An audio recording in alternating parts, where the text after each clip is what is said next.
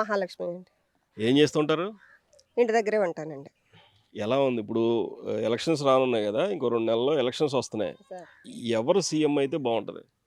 జగన్ గారు సీఎం అయితే బావుంటదని మేము కోరుకుంటున్నామండి. ఎందుకని మరి? ఎందుకంటే మేము ఇంటి దగ్గర ఉన్నామంటే అసలు ఇంతవరకు కూడా మమ్మల్ని అంటూ ఎవరు ఇలా కన్నెత్తి చూడలేదండి.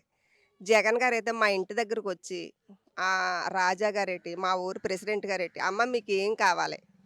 ఇలాగ మేము మీకు ఎలాగ ఉపయోగపడగలదు? మీకేం కావాలని" అడిగారండి.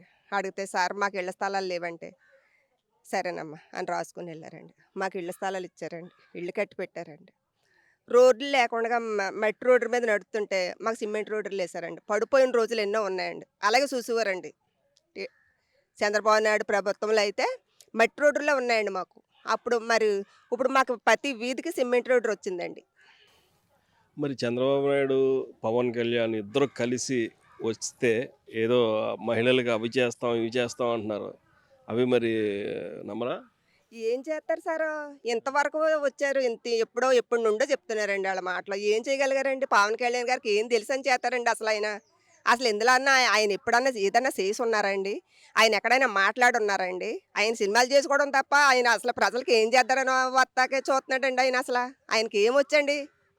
అసలాయనకు అసలెక్కడైనా మీటింగ్ అయినా గాని అసలు ఆయనకు మాట్లాడటం వచ్చా అండి?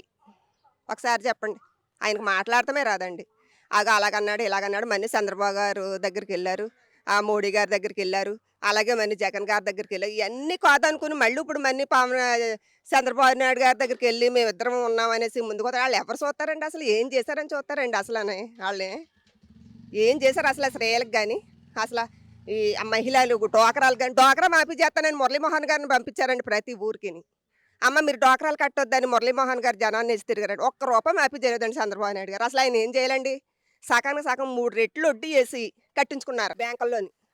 ఇళ్ళు అమ్ముకుని, బంగారాలు అమ్ముకుని డోక్రాలో కట్టుకున్నామండి మేము. ఆ ఏళ మురళీమోహన్ గారు రాకపోతే మేము అందంగా డోక్రాలు కట్టుకుందామండి. ఆ చంద్రబాబు నాయుడు గారికి ఆ పెత్తనం ఏటండి? అసలు అలా చేయొచ్చండి? తప్పు కదండి అలాంటి మాటలు. మాట ఒకటి, పని ఒకటినా?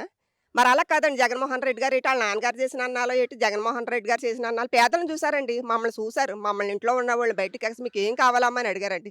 అలాగే డోక్రాలు బోలెడు మాఫీ చేశారండి మోహన్ రెడ్డి గారు. రోడ్డులేసారండి. మాకు బియ్యం ఇంటికి తెచ్చిస్తున్నారండి. వ్యవసాయాలు పోతే వ్యవసాయాలు రుణమాఫీలు చేత్తన్నారండి. డోక్రాలు రుణమాఫీలు చేత్తన్నారండి. మరి ఇంతిలా చేసిన ఆయన్ని ఎందుకు కాదనుకుంటామండి?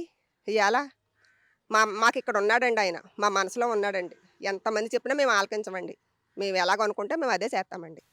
కుర్రోళ్ళంతా గూడా ఇప్పుడు పవన్ కళ్యాణ్ అంటున్నారు గదా! మరి ఏంటి పవన్ కళ్యాణ్ చెప్పి పెట్టే ప్రతి సభకి కూడా కుర్రోళ్ళందరూ ఎళ్ళిపోతున్నారు. వెళ్ళిపోతారండి. మరి ఎందుకని అలాగా? ఎళ్ళిపోతారండి. ఆయన సినిమా యాక్టర్ కాబట్టి ఎళ్ళిపోతారండి. ఓట్లేసేటప్పుడు చూడాలండి. అలాగే ఆళ్ళ అన్నయ్య గారొచ్చారండి. సినిమా యాక్టర్ గారు. జనం వచ్చేత్తంటే ఈళ్ళందరూ నాకేసేత్తారని అనుకున్నారు చిరంజీవి గారు. ఆయనకేసారా అండి? అలాగే ఏత్తారండి ఈయనకిని. ఆయన తెలుసుకుంటలేదండి. ఆయన చూత్తాక ఎళ్ళిపోతున్నారు గానీ, నాకే ఓట్లేత్తాకని అనుకుంటున్నాడండి ఆయన. మరి ఇప్పుడు జగన్మోహన్ రెడ్డి గారు ఇంకా ఏదైనా కొద్దిగా చేయలేని పనులేమన్నా ఉంటే, ఇప్పుడు మహిళలకి ఫ్రీ బస్ ఇస్తామని, ఇంకోటి ఇస్తామని, నెల నెల డబ్బులిచ్చేస్తామని, ఈ పవన్ కళ్యాణ్, చంద్రబాబు ఇద్దరు చెప్తున్నారు గదా! ఏమి నమ్మరా మీరు? అసలు మేమేమి నమ్మమండి. అదసల ఎందుకని? చెయ్యరండి ఆళ్ళు. చంద్రబాబు నాయుడు గారి మాటలు వినండి మేము చాలా ఇసిగిపోయామండి. చాలా ఇసిగిపోయామండి. ముసలోళ్ళని ఏడిపించాడు. డ్వాక్రా వాళ్ళని ఏడిపించాడు. పెన్షన్లు ఇస్తానని ముసలోళ్ళని ఏడిపించాడండి. డ్వాక్రా వాళ్ళని ఏడిపించాడండి. మీకు ఇళ్ల స్థలాలు ఇస్తామని మమ్మల్ని ఏడిపించాడండి. ఆయన ఉన్నంత కాలం మాకేమీ లేదండి. ఆయన ఉండటమేదో, ఆయన చూసుకోవడమేదో తప్ప. ఇవాళ జగన్మోహన్ రెడ్డి గారు వచ్చారంటే మరి మేము ప్రతీదీ పొందుతున్నామండి ఆయన వల్ల. ప్రతీదీ లబ్ధి పొందుతున్నామండి మేము. మాకింతవరకు కూడా మాకు అలాడితే అసలు మమ్మల్ని పట్టించుకున్న వాళ్ళు లేరండి. మాకు ఇయాల మరి ఇన్ని తెగుళ్ళొచ్చేసి మేము ఇలాగ హాస్పిటల్ అంటా ఉంటున్నామంటే మరి మరి ఆయన గారు పుణ్యమాంట, జగన్మోహన్ రెడ్డి గారు పుణ్యమాంట మరి ఆ ఆరోగ్యశ్రీ పెట్టబెట్టండి. లేకపోతే ఏటండి మా లాటోళ్ళ పని ఏటండి అసలని? చెప్పండి. రాజా గారు వచ్చి "అమ్మ ఏటి" అనంటే, "సార్ మాకు ఇదంటే" మాకు అది అమలు పరిచారండి. మేము హాస్పిటల్‌లో ఉన్నామంటే రాజాగారు ఆళ్ళ అమ్మగారు వచ్చి మమ్మల్ని హాస్పిటల్‌లో ఉన్నవాళ్ళని పలకరించి, మాకేం కావాలో మా చేతిలో ఎంతో కొంత పెట్టి డాక్టర్ గారితోటి మాట్లాడి మమ్మల్ని బాగా చూడమని, మా తల్లితండ్రి కంటే ఎక్కువగా ప్రేమించి, మాకు మా చేతిలో మా సొంత ఖర్చులకు పెట్టి ఎళ్ళేవారు. మేము అడక్కోకుండా మాకు డాక్టర్ గారితోటి మాట్లాడి, వారితో మా మా మనుషులండి. మా ఫ్యామిలీ అండి అని చెప్పి ఎళ్లారండి. మరి అలాంటి వ్యక్తిని మేము ఎలా కాదనుకుంటాం సారు? మరి డెవలప్‌మెంట్ ఏం జరగలేదు. ఓన్లీ సంక్షేమ పథకాలు ఏదో అందరికి డబ్బులిచ్చి 10,000 ఇచ్చి రూ. 1,00,000 లాగేస్తున్నారు ఎనక నుంచి అని అంటున్నారు. ఎంతవరకు నిజం?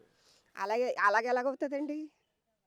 ఇప్పుడు అలాగైతే మేము ఇన్నాళ్ళ నుంచి ఇప్పుడు మేము ఇలాగెందుకు చెప్తామండి? చంద్రబాబు నాయుడు గారు చేయలేదు. చేయలేదని చెప్పామండి.